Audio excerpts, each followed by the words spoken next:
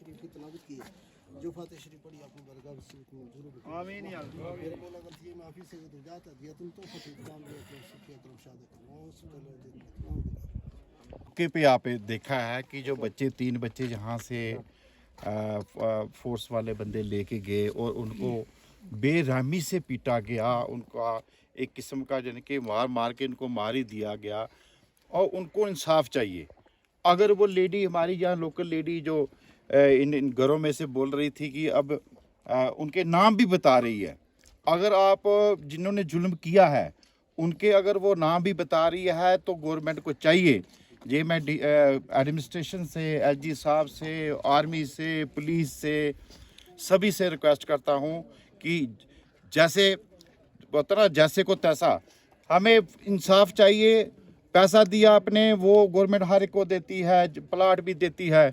हम चाहते हैं कि खून का बदला खून है, इनका खून हुआ है, हमें उन बंदों का खून चाहिए जिन्होंने ये हमारे बच्चे मारे हैं।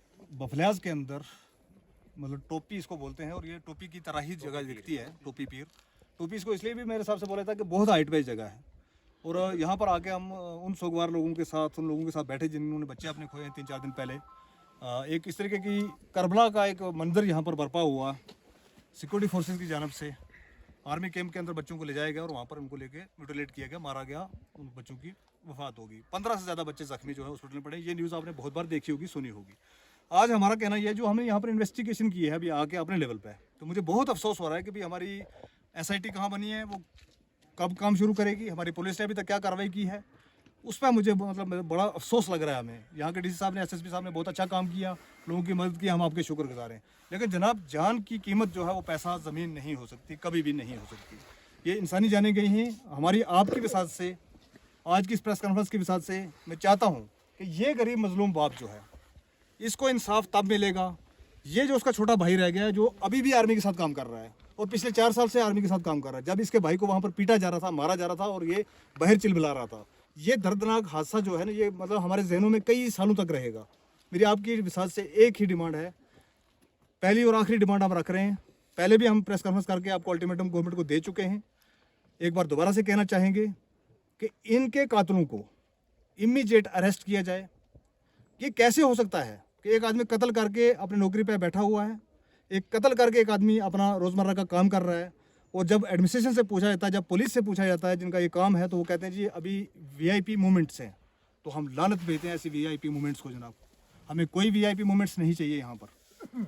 हमें इंसाफ चाहिए, और इंसाफ वो वाला नहीं चाहिए जो आप कहते रहते हैं इंसाफ मिलेगा मिलेगा मिलेगा। हमें इंसाफ का मतलब ये है कि कल तक बंदे वो अरेस्ट हो जाने चाहिए। हमने 7 दिन का अल्टीमेटम ऑलरेडी दिया हुआ है। हम एक बार दोबारा से कहना चाहते हैं, और अगर कोई इसमें टालाफाई कर रहा है, चाहे वो पुलिस के डिपार्टमेंट हो, चाहे वो एडमिनिस्ट्रेशन हो, चाहे वो स्टेट एडमिनिस्ट्रेशन हो, चाहे सेंट्रल गवर्नमेंट हो, तो मैं एक बात पूछना चाहता हूँ, आपके साथ से कहना चाहता हूँ, क्या आपके घरों में बच्चे नहीं हैं?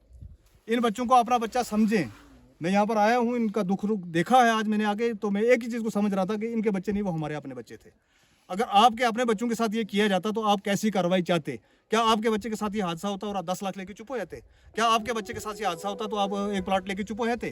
क्या आपके बच्चे के साथ ये हादसा होता तो आप एक नौकरी लेके चुप हो जाते? अगर नहीं, तो इन बच्चों को अपना बच्चा समझें। एडमिनिस्ट्रेशन से हमारी गुहार है कि एडमिनिस्ट्रेशन माई बाप की तरह होती है, सरकार माई बाप की तरह होती है। ये सारे के सारे बच्चे जो आपके बच्चे हैं, ये जितने यतीम हो गए बच्चे, ये भी आपके बच्चे हैं।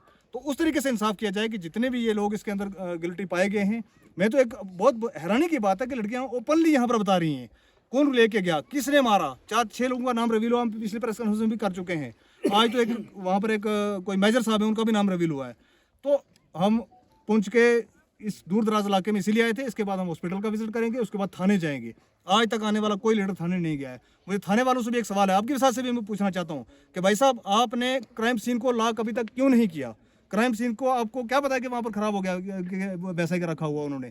आज तक तो मुझे नहीं लगता कि क्राइम सीन को उन्होंने वैसा छोड़ा होगा। बेल्ट फोर्स के लोग हैं सारे के सारे। तो क्राइम सीन को अभी तक सील क्यों नहीं किया गया? जिन क्रिमिनल्स के नाम आ रहे हैं उनको अभी तक अरेस्ट क्यों नहीं किया? कब करोगे आप? अगर आप कर भी लोगे तो कल क्या इस हालत में हम केस जो है लड़ पाएंगे आगे कोर्ट में? क्या सजा दिला पाएंगे? ये बहुत सारे सवाल उठते हैं। तो मेरी एक ही हाथ जोड़ के रिक्वेस्ट है कि आप जितने भी एडमिनिस्ट्रेशन के अंदर लोग हैं, चाहे वो पुलिस के अंदर हैं, चाहे आर्मी के अंदर हैं, चाहे जिसके अंदर भी हैं, क्योंकि आर्मी कोर्ट भी इसकी इन्वेस्टिगेशन कर रहा है, और जो भी SIT बनी है वो इन बच्चों को अपने बच्चों की तरह देखे। अगर इन बच्चों को आप अपने बच्चों की तरह नहीं देखोगे तो कल को आपके बच्चों को भी इनके बच्चों की तरह नहीं देखा जाएगा। बहुत बहुत शुक्रिया। सर यही चीज़ देखना चाह रहे थे कि जो हमें बताया जा रहा था, जो वीडियो में दिखाई जा रही थी चीज़ें, बहुत सारी चीज़ें दिखाई जा रही थी कि ऐसा हुआ, लेकिन कुछ लोग बोल रहे थे कि ये आप यहाँ बैठ के, जम्मू में बैठ के तो इन चीज़ों के ऊपर आप तस्करे करते हैं, ये सही नहीं है।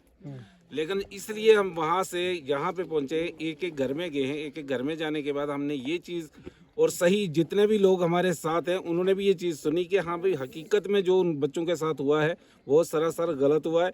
और इस चीज़ को सब जानते पहचानते, अगर वही जो पहले वाला दौर था, अगर गवर्नमेंट वही दौर दोबारा लाना चाहती है तो फिर भले ही इसके ऊपर कार्रवाई ना करे। लेकिन अगर गवर्नमेंट ने जो वादे करती है, जो दावे करती है कि हमने जी मिलिटेंसी ख़त्म की है, और इस तरीके से सिविलियन को अगर कत्ल किया जाएगा और फिर उसके बाद गवर्नमेंट ये चीज़ सोचेगी कि मिलिटेंसी ख़त्म हो गई, ये मिलिटेंसी को दोबारा से हवा देने वाला काम है जो आज यहाँ पे किया गया है। Thank you.